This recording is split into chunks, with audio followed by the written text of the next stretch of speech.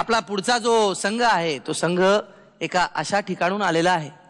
अशी वस्ती आहे तिथे जिथे फार रहदारी नाही, हॉर्नचा आवाज येत नाही, आवाज फक्त पशु पक्ष्यांचा येतो. आणि रात्री रातकिड्यांचा तानपुरा लावून एखादी मैफल तिथे आपोआप सुरू होते. आदिवासी बंधूंचा आपल्या कला प्रकारांमध्ये खूप महत्वाचा वाटा आहे. जोरदार टाळ्यांनी आपण स्वागत करूया ठाणे मोखाडा येथून राजन वैद्य आणि त्यांच्या संघाचं.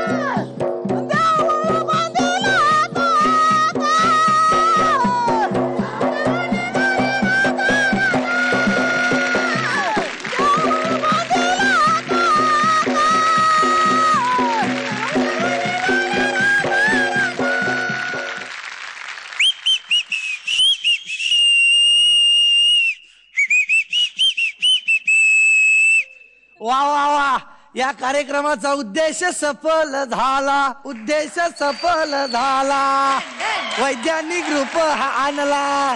अरे देवा, क्या बात आहे. म्हणजे कधी कधी असं म्हणतात की परफॉर्मन्स, सादरीकरण हे 52 कशी सोन्यासारखं झालं. पण मी असं म्हणेन, सोनं कधीही काही नवीन जन्माला घालू शकत नाही. सोन्याचे फक्त भाव वाढत राहतात.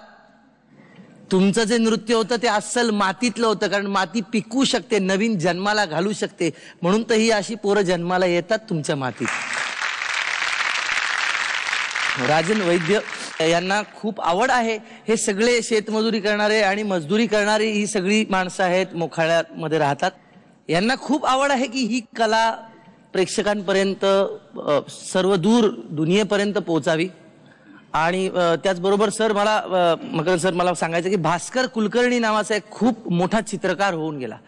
त्या चित्रकारांनी आपलं अख्खं आयुष्य हे आदिवासी बंधूंच्या वारली पेंटिंग, जे आज आपण कुठेही बघतो, पटकन एखाद्याच्या घरात गेल्यानंतर वारली, आहा काय मस्त, ते कुणालाच माहित नसताना भास्कर कुलकर्णी नावाच्या एका चित्रकाराने त्यासाठी आपलं आयुष्य वेचलं आणि ती लोकांसमोर आणण्याचा प्रयत्न केला. मला असं वाटतं हे खूप महत्वाचं काम तुम्ही करता. एकदा जोरदार टाळ्या राजन वैद्यांसाठी.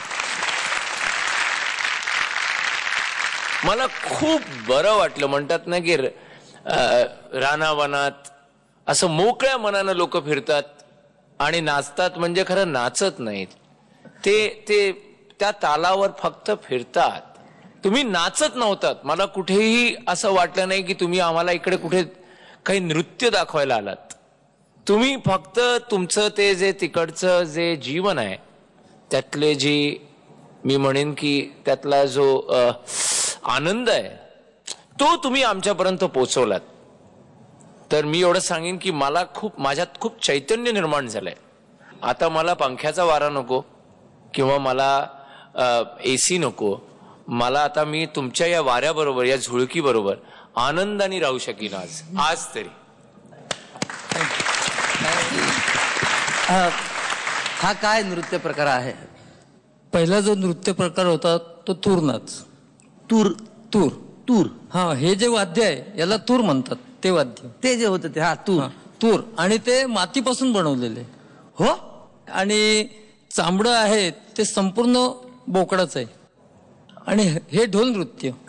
ढोल नृत्य म्हणजे एका ढोलाच्या तालावर 20-20, 30-30, 40-40 लोक पण एका वेळेला नाचू शकतात. आणि दुसरी गोष्ट म्हणजे हे जे वाद्य आहे हे दुःखातही चालतं आणि सुखातही चालतं. दुःखामध्ये जर मृत्यू झाला असेल तर हे वाद्य वाजवत वाजवत ही लोक तिथपर्यंत पोहोचवतात त्याला.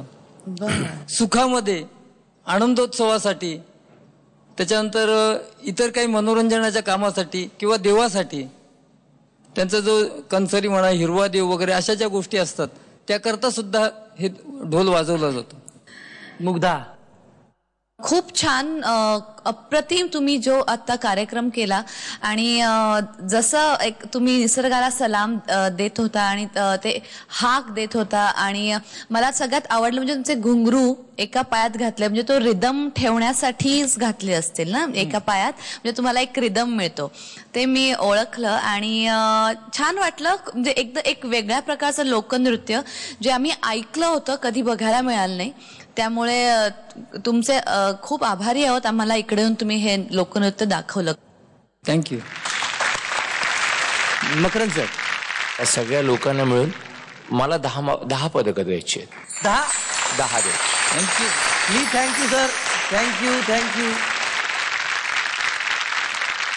मुग्धा मॅडम, किती मेडल तुम्ही द्याल? हे विचारू पण नका, कारण माझी पण 10 मेडल्स त्यांना मिळालेली आहेत ऑलरेडी. त्यापैकी